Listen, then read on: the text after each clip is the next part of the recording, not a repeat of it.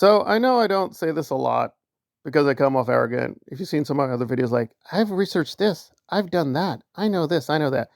And I'm telling you guys, 90% of the time, I have done and researched that, but there are a few weak areas. So I will admit, I may have been wrong about a few things, and that gets us to EVS. I'm not going to do the whole last couple of years. Eric July, good or bad, has had a big impact. Eric has had a big impact on comic book culture. Now, even when Eric July has a good point, he's not as good as people think he is. But nevertheless, at least before, he made some good points criticizing the MCU, Marvel, and DC for being too woke or too stupid or whatever, or violating the comic book canon. And I think a couple of times he made some good points, right? With Brie Larson and Captain Marvel, I agree. That was very problematic what they did. However, just because he makes a few good points as a right wing motivational speaker does not make him Stan Lee. So now him trying to be Stan Lee in the last couple of years with ISOM, whatever that is, Yara, the whole thing is such a big joke. Now I will say it like before I lumped in EVS and Eric July as both equally cringe. Well, again, I don't like EVS's politics, but whether you like EVS or not, he is a serious artist. I know some of my subscribers have fought me on this. Listen, I've read his Flash comics. Were they the best Flash comics? No. But his version of the Flash is pretty decent. So I do think he's genuinely talented, and I do think Cyberfrog has a lot of promise. But holy cow, Eric is a whole other level of stupidity. And I will just say this. If you look up EVS's reviews of ESOM 1 and 2, they are hilarious. I laugh so many times because those comics are so terrible. However, I've not read them in their entirety, so I have to be fair to Eric. However, from the reviews, and they're pretty thorough, yeah, this is really bad. This is really, really bad. So we're just going to get a little bit of a taste of Eric's storytelling, and it is jaw-droppingly incompetent. It is just so bad, so bad. And see, the thing about it is that we're on a whole different standard now. These guys run down Marvel and DC creators, but like Marvel and DC creators can draw and write better than that. They can write better stories than that.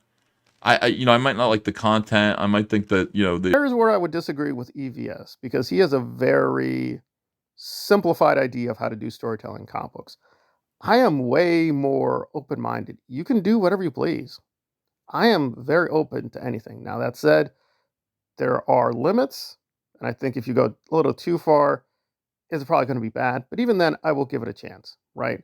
It's fine to do experimental storytelling. Like Alan Moore, for instance, does very mainstream comics, right? He has done Batman and Superman, but he will do things like Watchmen or even things even more crazy. That is fine. That is totally legit. Eric is not doing that. Like, he will just do a whole issue just introducing people, introducing people, introducing people.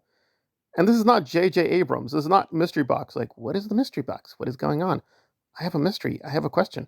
No, it's not even that. He will deliberately just introduce elements, introduce people, and say, who is this person? What's going on? Just to market them and sell them as comics later, right? He'll just have Alpha Core or Yara, whoever, just jump in, and you're like, okay, why? Who? Wait. It's like, mystery. And then you find out who they are, like, that, what? No.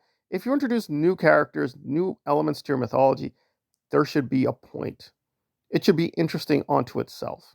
But if you're just going to put it in for marketing purposes, it's like, huh? So, and the prices he's putting out are ridiculous. There are just so many bad elements to Eric. Now, I'm not saying it's all bad. He is making money. He's hiring people. He's not a great businessman. But some of the stuff he does is like, okay, well, that makes sense. And he is functional. Like, these are stories. I would disagree with EVS. They're not stories. They are stories. But they are really, really weak. They are really weak. And the prices he's charging are ridiculous. Like $20, $30, $40. And that's in America. In Europe, I'm hearing these prices go up to $80, $90. $90 for a barely good comic. And how barely good it is, it's like EVS is going to tell you, like, no, I know these artists. They can do a lot better job. Just at simple things like running. It's like, it's not good. It's not good at all. Here to here, and then he runs this way. Now, just based on the way that we're situated, based on where the artist has put us, he is running away from the kids here, according to this panel. He's running away. It's dizzying. It looks like he's running away from the kids. But no, he's running toward. EvS can draw someone running? You know they're running. With Esam, you don't even know stuff's happening. It's like, wait, is he punching the guy? Well, maybe. Is he running away? I don't know. Is he afraid? Is he confident? Don't know that either. It's all very shallow. I mean, even just these characters, which is why he got in trouble with these lawsuits. It's like Esam has a cross on his costume. He clearly has a very Jesus Superman kind of origin. And it's just so obvious. And this is listen, I like this too, by the way. Not in Eric, but I've just been going through a lot of Superman 2. This is just a huge coincidence. I've just been going through a lot of Superman 2 because I've just been going through a lot of life stuff. I've got this major injury, just a lot of bad things happening in my life. There's a part in his first comic, and I'm like, that looks so familiar. It's like, oh, that's General Zod. That's Zod and the Kryptonians. And it's just like, and you think, oh, that's a good homage. No, it's not. No, it's not. Like, whatever you think about Superman 2, whatever version, that's a solid story. It's a good story. It's a fun story. General Zod is very powerful and impressive in this one. Like, his version of all these characters is just very lame. It's very lame. Like, the dialogue is dumb. The story is dumb. It's so thin. Let me explain to you just Esam number 1. It's not even spoiling anything. What does he do? He's searching for a girl, right? And most of the comic, he's just searching. He gets into trouble. He gets into fights. He finds the girl by accident at the end, and they just have a talk. Say, hey, I'm looking for you. Oh, okay. That's the story. Oh, but there's a payoff because, see, he's not in the costume. So the main character finally gets into the costume at the very end, at the final page. He's like, oh, here's my costume.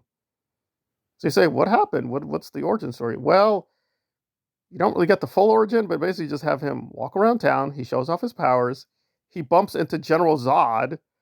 He finds a girl, and then he gets into a costume. And you're thinking, like, oh, that's like maybe solid 2, 3, 4, 5 pages. That's the whole issue. For $80, you're going to get lost, find girl, meet Zod, beat up fake Wonder Woman, and then get into a costume. This is like the beginning of a story, but no, that's the whole story. That's what you're going to pay $100 for. $200. Like, you just go through the list. Would you pay $1,000 for that story I just told you? No, it's like, that's barely beginning anything. $10,000? No. So I respect Eric as a businessman. He is successful. I grant him that. I think there's a lot to learn there. I'd give him that. Also, he is helping some of his employees. Apparently, one of his employees is suffering from cancer. He's helping out there. That's great. But like 90% of what he does is cringe. And he gets really bad when critics make fun of him. But it's like, really? You're charging like $200 for that? For fake Wonder Woman and fake Superman 2 and barely functioning Black Superman? Like, I mean, come on. Really? Come on. So I have many issues with EvS, but I have to agree with him. The quality of these things is terrible. It's terrible. And Eric trying to silence people and put people in jail for making fun of him, for putting out bad comics. I'm like, really? He's got to get way better. And if I want to see a really bad version of Superman 2, I could do it at a much cheaper rate than, $100. I'm sorry. $100 for bad Superman 2, not happening.